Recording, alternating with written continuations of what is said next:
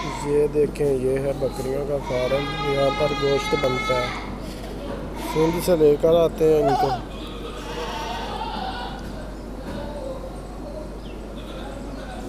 इस टाइम साढ़े को जी 300 जानवर खड़ा है। आ जरा जी इस वाड़े विच उधर पट्ठा बेच फिरदियां ने, वो वक्रियां हैगियां ने। 650 पट्ठ हैगी। और शुक्र है मालक दा बड़ा बड़ा सोहना काम चल रहा है जी।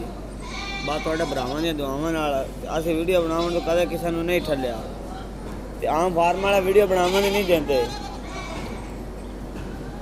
लेकिन साढ़े को जेड़ा भरा आंदा साडा कस्टमर होवे, कोई भी होवे यार, तो असीं कदे नहीं ठल्लिया असीं भी वीडियो बनाओ ਉਹ ही ਲੱਗੀ ਖਾਲੀ। बस फिर वो आप बोस करते ने यार विच बकरे है ने। कोई बो बो करता है, कोई किवें करता है।